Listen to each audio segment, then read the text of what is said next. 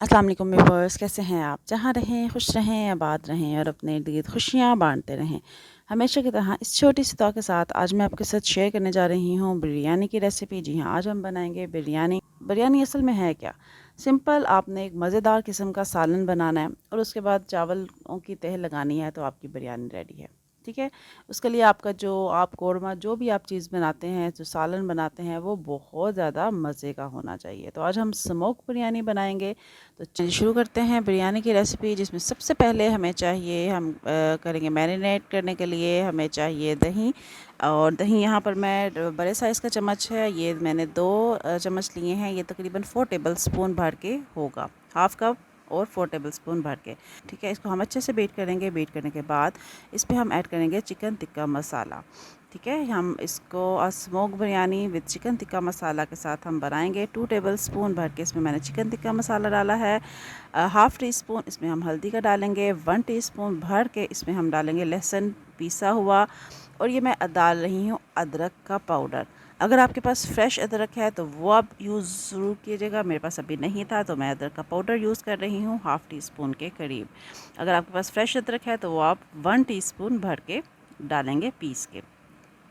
इन तमाम चीज़ों को अच्छे से मिक्स करें और मिक्स करने के बाद अब इसमें मैं मज़ीद नमक ऐड करूँगी। 1.5 टीस्पून नमक ऐड करूँगी। नमक आप अपने हस्बे ज़ायक़ा कम एंड ज़्यादा कर सकते हैं। उसके बाद इसमें 1 टीस्पून इसमें मैं डालूँगी कुटी लाल मिर्च और इसको अच्छे से मिक्स करेंगे। और मिक्स करने के बाद इसके अंदर हम ऐड कर देंगे चिकन। चिकन यहाँ पर मैंने तकरीबन 1.5 किलो के करीब चिकन है जो मैंने लिया है, और इतने ही हम चावल यूज़ करेंगे। जितना चिकन है उतने ही आप चावल ले लें। ये इसको अच्छे से, ये देख, अच्छे से जो आपका मसाला है चिकन पर लग जाना चाहिए। उसके बाद अब यहाँ पे मैंने लिए हैं 3 अदद प्याज, मीडियम साइज़ के 3 अदद प्याज हैं, जिनको हम बड़ी बड़ी काट लेंगे। ठीक है, जितना आप बारीक और अच्छी इसकी कटिंग करेंगे उतना ही आपका ये फ्राई बहुत अच्छे तरीके से होंगे। तो ये तमाम प्याज हमने काट लिया है। इसको अच्छे से हाथों से मसल के अलग-अलग कर लें ताकि ये अच्छे से फ्राई हो सके। इसके बाद अब हम नेक्स्ट लेंगे, इनका अब नेक्स्ट काम शुरू होता है इनको फ्राई करने का। मैंने यहाँ पर मस्टर्ड ऑयल लिया है। आप कोई सा भी जो भी आप कुकिंग ऑयल यूज़ करते हैं आप वो ऐड करें। और इसके अंदर मैं डालूँगी प्याज और इनको हम गोल्डन ब्राउन होने तक, ठीक है, इनको हम अच्छे से फ्राई कर लेंगे। चलिए, जब तक यहाँ पर प्याज अच्छे से गोल्डन ब्राउन होता है तब तक हम बाकी का काम करते हैं। उसके लिए सबसे पहले मैंने लिया है इमली और आलू बुखारा लिया है। उसको मैंने एक दफ़ा पानी से निकाल लिया है। इसमें हम ऐड करेंगे पानी। तकरीबन 7 से 8 अदद जो आलू बुखारा है वो मैंने लिया है, और तकरीबन उससे डबल आप ले लें इमली के। ठीक है, इसको अच्छे से इसमें अब हम डालेंगे पानी, और पानी डालने के बाद इसको हम इसमें भिगो के रख देंगे ताकि अच्छे से नरम हो जाए। रखने के बाद अब हम नेक्स्ट काम करेंगे चावल बॉईल करने का। चावल आपने ऐसे बिल्कुल बॉईल नहीं करने के, आपने जस्ट पानी डाला, नमक डाला और चावल बॉईल कर ले। जितने आपके चावल खुशबूदार और मज़ेदार जो चावल हैं, खुश जायका और खुशबूदार होंगे, उतनी ही आपकी बिरयानी मज़े की बनेगी।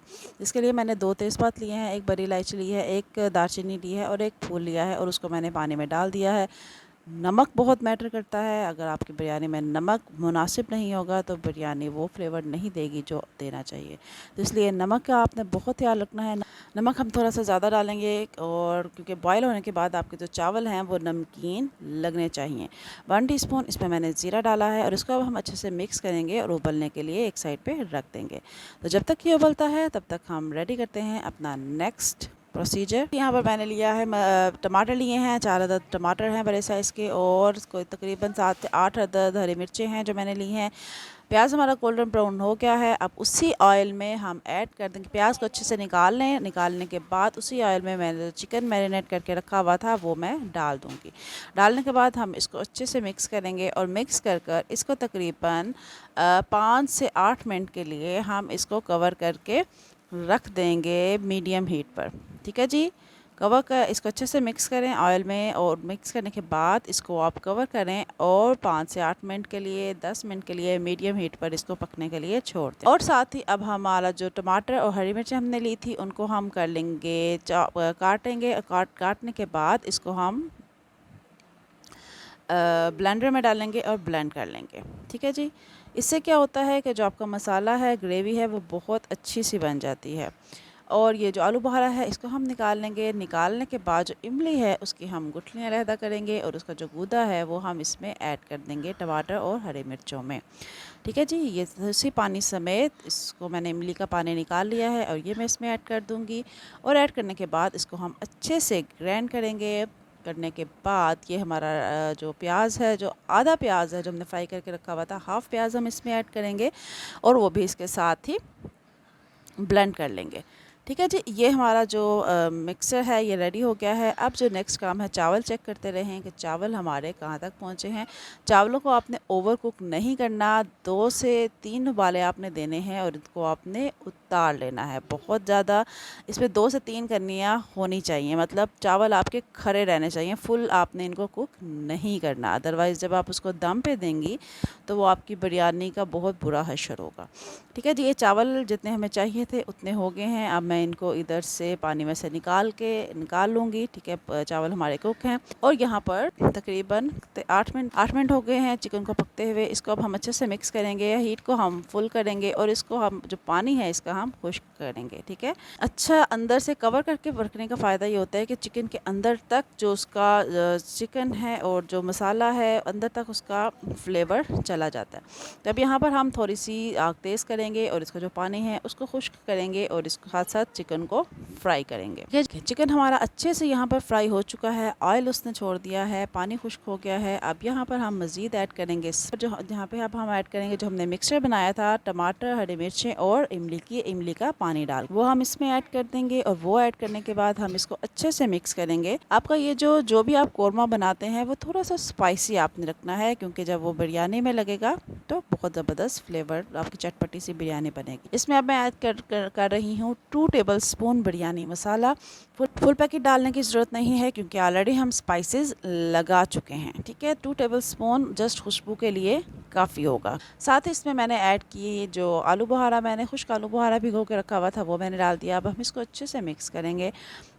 آنچ جو ہے وہ آپ نے میڈیم ٹو لو کر لینی ہے اب، ٹھیک ہے۔ اچھے سے اس کو اب آپ نے پکانا ہے۔ یہاں پر آئل دیکھیں، چکن نے آئل چھوڑ دیا ہے۔ اس کو ہم اچھے سے جب یہ آئل چھوڑ دے، مسالہ ہمارا یہاں پہ چکن کا ریڈی ہے، یہاں پر ہم اس کو دیں گے دم، کوئلے کا جو اسموک فلیور ہے وہ دیں گے۔ یہ بہت مزے کا، یہ سٹیپ کرنے سے آپ کی بریانی جو ہے وہ بہت مزے کی ہو جاتی ہے۔ تو سمپل آپ ایک کوئلہ لیں، اس کو گرم کریں اور اس کا جو فلیور ہے وہ ہم ادھر چکن پہ دیں گے۔ تقریباً سلو ہیٹ پر 5 منٹ کے لیے آپ اس کو دم پہ رہنے دیں، اور اس کے بعد دوسری سائڈ پہ اب ہم لگائیں گے لیئرز بریانی کی۔ چاول ڈالیں گے، چاول ڈالنے کے بعد اس کو آپ اچھے سے پھیلا لیں، اور پھیلانے کے بعد جو ہم نے جو ہمارا چکن ہے وہ ہم اس میں ایڈ کریں گے۔ لیئرز میں آپ ایک چیز کا ہی، لیئرز میں آپ ایک جو ہے بہت سی ورائٹی کر سکتی ہیں آپ۔ اس میں جو ٹماٹر ہے وہ باریک باریک کاٹ کے ڈال سکتے ہیں، پیاز کے باریک باریک کاٹ کے ڈال سکتے ہیں، لیمن کے باریک قطرے سے کر کے ڈال سکتے ہیں، بٹ میں ایسی کوئی چیز نہیں ڈالوں گی کیونکہ بچے جو ہیں وہ عموماً یہ چیزیں نکال کے پلیٹ کے سائڈ پہ کر دیتے ہیں۔ تو اگر آپ کو یہ چیزیں تمام پسند ہیں تو آپ یہ چیزیں بھی لیئرز میں ایڈ کر سکتے ہیں۔ اس کا مجھے تو بہت مزے کا فلیور آتا ہے، بٹ میں یہاں پہ فی الحال ایڈ نہیں کر رہی۔ تو لیں جی، یہاں پر اب جو ہمارا چکن ہے وہ ریڈی ہے۔ اب ہم اس کی لیئرز لگائیں گے، چکن لیں گے اور کچھ آئل بھی ہم ساتھ ساتھ چاولوں پہ ڈالیں گے۔ لیئر لگائی، چاول ڈالے، اس کے اوپر مسالے کی لیئر لگائی، اور اس کے اوپر ہم مزید یہ پروسیجر جو ہے دہرائیں گے۔ اور اس طرح سے دو لیئرز لگانے کا فائدہ یہ ہوتا ہے کہ آپ کے جو چاول ہیں وہ اچھے سے مسالے میں مکس ہو جاتے ہیں بعد میں دم کے بعد، اور ٹوٹتے نہیں ہیں، اچھے رہتے ہیں۔ اس میں ڈالیں گے یہ پودینے کی پتیاں ہیں جو دھو کے ڈال رہی ہوں، اس کا بہت مزے کا فلیور آتا ہے، یہ ضرور ایڈ کیجیے گا بریانی میں۔ ساتھ ہی جو ہم نے پیاز گولڈن کیا تھا، ہاف ہم نے ڈال لیا تھا، ہاف رکھا تھا، اور وہ ہاف جو ہے وہ اب ہم اس کے اوپر ڈال دیں گے، اس کا بہت مزے کا فلیور آتا ہے۔